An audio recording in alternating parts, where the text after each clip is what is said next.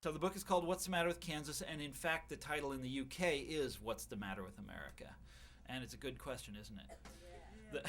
The poorest county in the United States, or at least the county that was the poorest in the year 2000, it's not in Appalachia or the Deep South. It's on the Great Plains, a region of struggling ranchers and dying farm towns. And in the election of 2000, the Republican candidate for president, George W. Bush, carried that county by a majority of greater than 80%.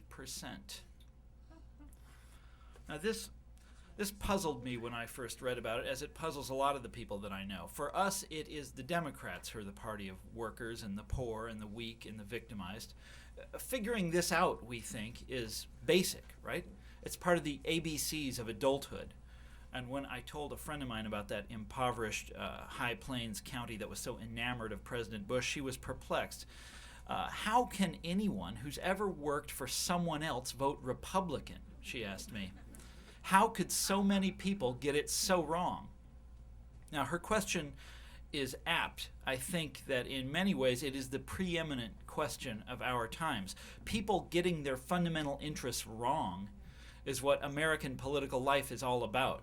You know, this species of derangement is the bedrock of our civic order. It is the foundation on which everything else rests. This derangement has put the Republicans in charge of all three branches of government. It's elected presidents, senators, governors. It shifts the Democrats to the right and then impeaches Bill Clinton just for fun, just throws that in as a bonus.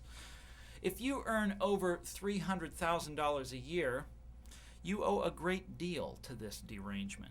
Raise a glass sometimes to those indigent High Plains Republicans as you contemplate your good fortune. It's thanks to their self-denying votes that you are no longer burdened by the estate tax or by troublesome labor unions or meddling banking regulators. Thanks to the allegiance of those sons and daughters of toil, you were able to buy 2 Rolexes this year instead of 1 and take that tour of Indochina by sedan chair. Or perhaps you're one of those many, many millions of average Americans who see nothing deranged about this at all. And for you, this picture of hard times conservatism makes perfect sense. And it's the opposite phenomenon.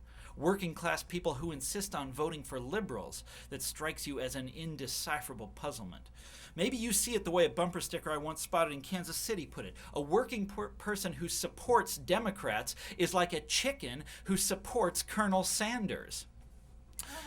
Maybe you're one of those who stood up for America way back in 1968, sick of hearing those rich kids in beads badmouth the country every night on TV. Maybe you knew exactly what Richard Nixon meant when he talked about the silent majority, the people whose hard work was rewarded with nothing but insults from the network news and the know-it-all college professors, none of them interested in anything you had to say.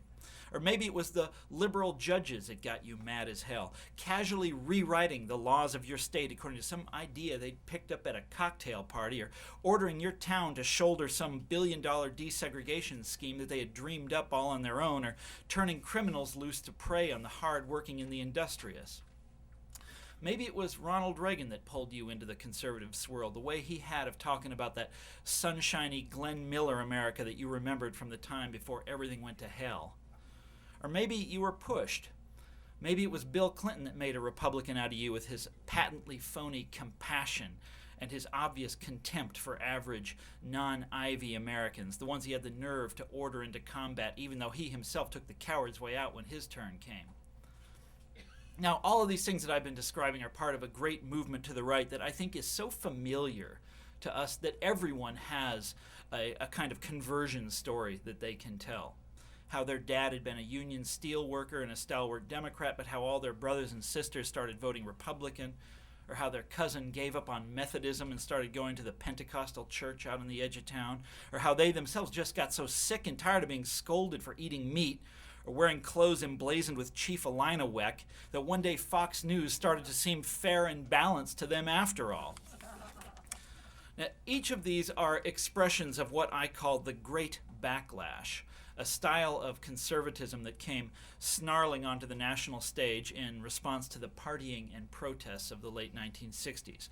While earlier forms of American conservatism emphasized fiscal sobriety, the backlash mobilizes voters with explosive social issues, summoning our outrage up over everything from busing to blasphemous art. But then these social issues, it then marries to pro-business economic policies. Cultural anger is marshaled to achieve economic ends. And it is these economic achievements that are the movement's greatest monuments. I mean, the backlash is what has made possible the great international free market consensus of recent years, with all the privatization, deregulation, and deunionization that are its components. And the backlash is what ensures that Republicans will get returned to office even when their free market miracles fail and their libertarian schemes don't deliver and their new economy falls apart. The backlash is what makes possible the policy pushers' fantasies of globalization and a free trade empire that are then foisted on the rest of the world with such self-assurance. Because some artist decides to shock the Hicks by dunking Jesus in urine, every country on earth must remake its economy along the lines preferred by the Republican Party USA. So the Great Backlash has made the laissez-faire revival possible, but this doesn't mean that it speaks to us in the manner of the capitalists of old, invoking the divine right of money or demanding that the lowly learn their place in the great chain of being. On the contrary, the backlash imagines itself as a foe of the elite, as the voice of the unfairly persecuted, as a righteous protest of the people on history's receiving end. That its champions today control all three branches of government matters not a whit. That its greatest beneficiaries are in fact the wealthiest people on the planet does not give it pause. In fact, backlash leaders systematically downplay the politics of economics. The movement's basic premise is that culture outweighs economics as a matter of public concern, that values matter most, as one backlash title puts it. And on these grounds, it rallies citizens who would once have been reliable partisans of the New Deal to the standard of conservatism. Now, once conservatives are in office, of course, the only old-fashioned situation they care to revive is the economic one of low wages and lax regulations. And over the last 3 decades, they've smashed the welfare state, reduced the tax burden on corporations and the wealthy, and generally returned the country to a 19th century pattern of wealth distribution. So thus we have the primary contradiction of the backlash. It is a working-class movement that's done incalculable, historic harm to working-class people. The leaders of the backlash may talk Christ, but they walk corporate. Abortion is never halted, right? School prayer never comes back. The culture industry is never forced to clean up its act. This is vexing for observers like me, and one might expect it to vex the movement's true believers even more, right? Their grandstanding leaders never deliver. Their fury mounts, and nevertheless, they turn out every 2 years to return their right-wing heroes to office for a second, a third, a 20th try. The trick never seems to age, and the illusion never wears off. You vote to stop abortion, and you receive a rollback in capital gains taxes. You vote to make our country strong again, and you receive deindustrialization. You vote to screw those politically correct college professors, and you receive electricity deregulation. You vote to get government off our backs, and you receive conglomeration and monopoly everywhere from media to meatpacking. You vote to stand tall against terrorists, and you receive Social Security privatization.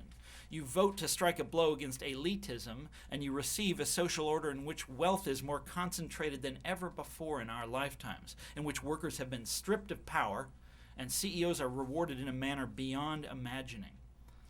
Like a French Revolution in reverse, in which the sans-culottes pour down the street demanding more power to the aristocracy, the backlash pushes the spectrum of the acceptable to the right, further to the right. And having rolled back the landmark economic reforms of the 1960s and those of the 1930s, its leaders today turn their guns on the accomplishments of the earliest years of progressivism, things like the estate tax and the antitrust regime. With a little more effort, I think the backlash may well repeal the entire 20th century.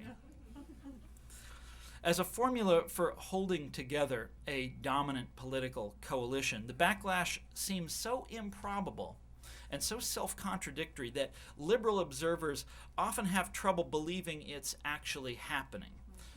For the Republican Party to present itself as a champion of working class America strikes them as such an egregious reversal of political tradition that they just dismiss the whole phenomenon. They brush it off. They don't want to think about it.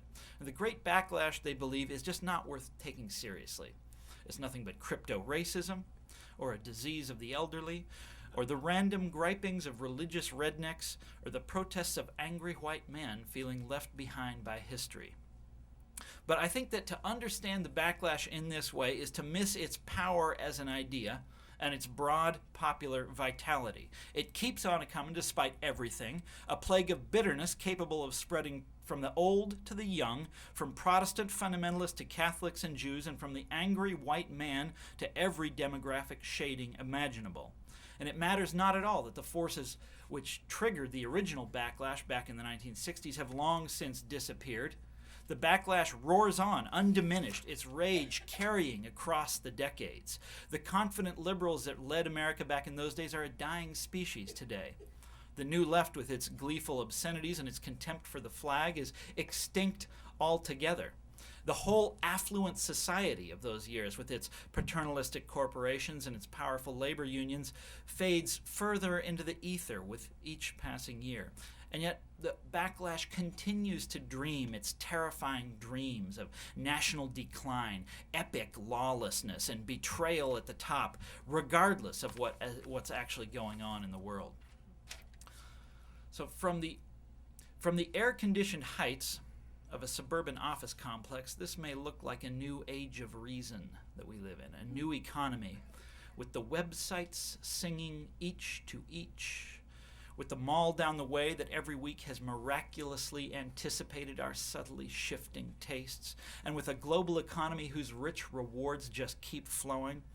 But on closer inspection, the country sometimes seems to me more like a panorama of madness and delusion, worthy of Hieronymus Bosch, of sturdy blue-collar patriots reciting the pledge while they strangle their own life chances, of small farmers proudly voting themselves off the land, of devoted family men carefully seeing to it that their children will never be able to afford college or proper health care, of working-class guys in Midwestern cities cheering as they deliver up a landslide for a candidate whose policies will end their way of life, will transform their region into a rust belt, will strike people like them blows from which they will never recover.